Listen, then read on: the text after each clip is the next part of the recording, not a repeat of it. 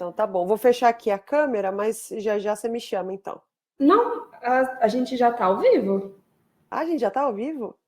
Já.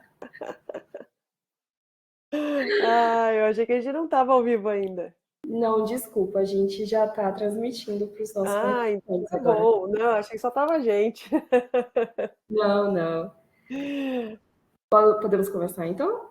Podemos, claro. Eu achei que eles estavam ainda assistindo.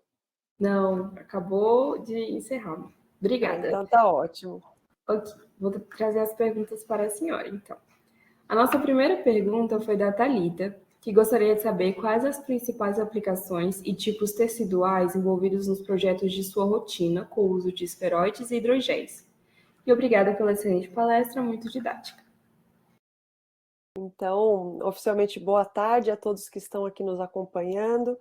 Agradeço ao convite, né, do Dr. Luciano, de toda a equipe da Embrapa, desse evento que vem ganhando força cada vez mais, né, nesses últimos anos. Então, um trabalho excelente de vocês.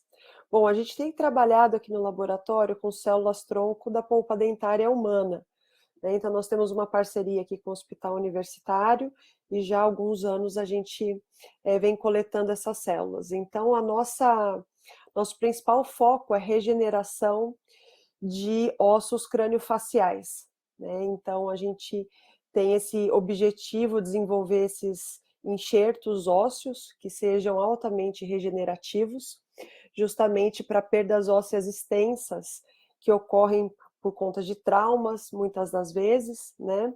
E também visando a reabilitação de pacientes que têm anomalias craniofaciais, como, por exemplo, defeito de palato, né, fissura palatina.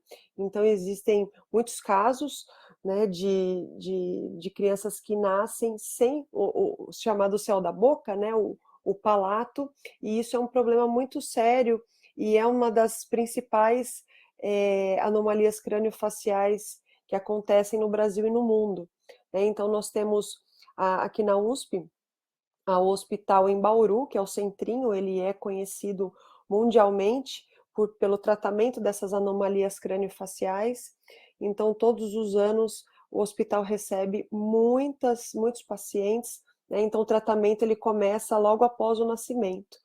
É um tratamento muito longo e a gente ainda não tem alternativas regenerativas para isso. Então, o foco do nosso grupo são os enxertos ósseos regenerativos, aqueles que vão, de fato, reestruturar aquele tecido ósseo que foi perdido ou que não existe por conta de um defeito já congênito. Obrigada. Muito interessante saber que existem pesquisas tão avançadas nessa área, que já é uma questão muito antiga, na verdade, né? A gente ainda não tem soluções, né, tão do ponto de vista clínico, né, a gente ainda não tem né, um produto ou algo que possa ser feito imediatamente. Então, nesse sentido, é a associação desses modelos tridimensionais, né, que vão dar um ganho importante nesses enxertos, porque realmente a gente vai conseguir mimetizar essa questão biológica que nós temos, né? O nosso organismo ele é tridimensional e a gente fica cultivando as células na maior parte do tempo no ambiente bidimensional. Então, isso, do ponto de vista terapêutico, não faz tanto sentido, né?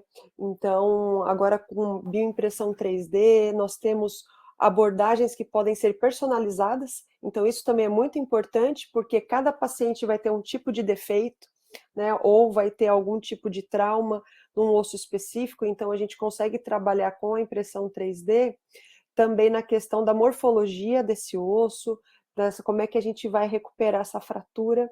Então, são várias ferramentas que atualmente nós temos à disposição e ainda estão em evolução, né? São técnicas que não são tão novas como a impressão 3D, mas o desenvolvimento das biotintas é um ponto crucial.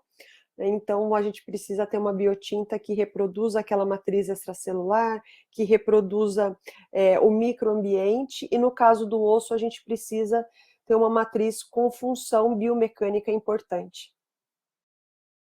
Ok, muito obrigada.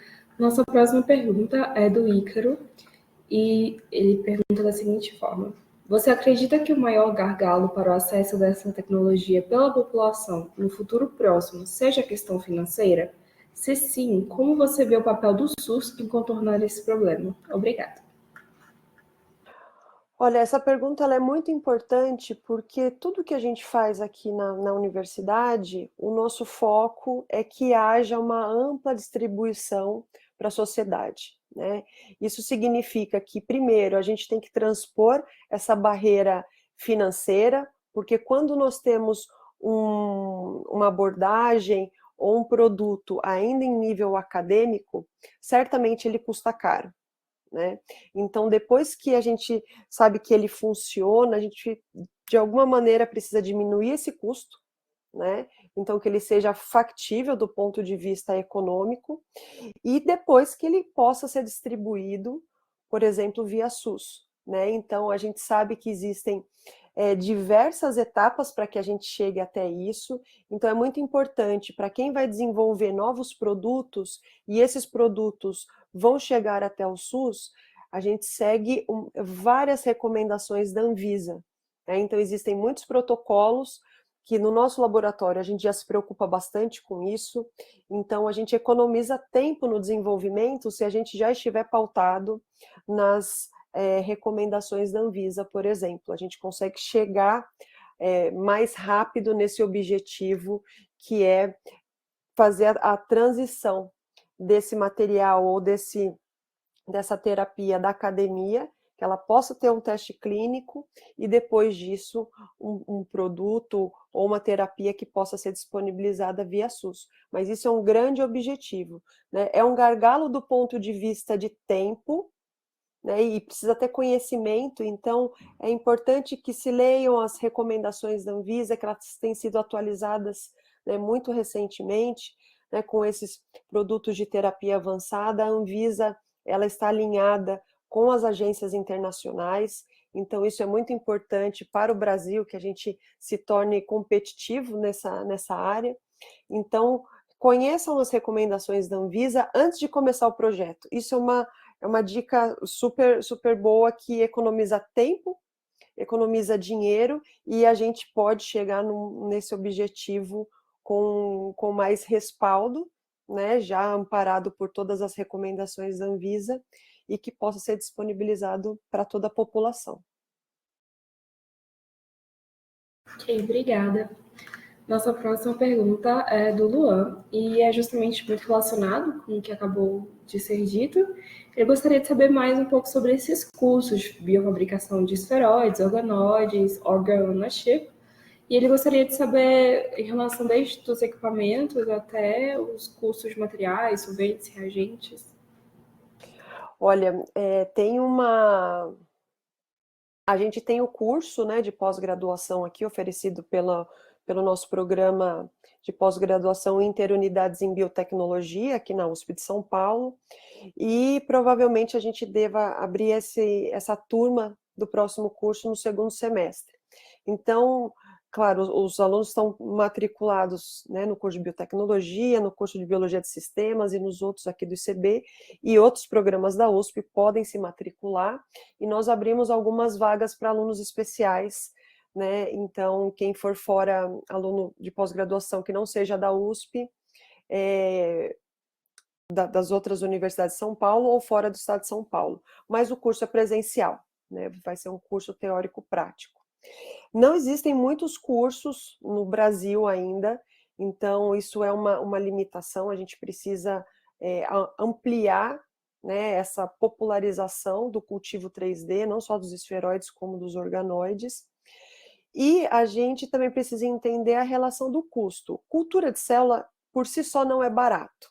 Então, a gente já parte desse princípio, né? Um laboratório que vai trabalhar com cultivo celular, você precisa de uma sala que vai ser mantida estéreo, então você tem todo um trabalho de limpeza, de esterilização dos materiais, os insumos não são baratos, a gente sabe disso, a gente precisa sempre manter tudo estéreo e, portanto, a gente usa muito filtro, a maioria dos materiais devem ser descartáveis, mas a gente acaba até reaproveitando muitos deles, porque realmente o custo já é elevado.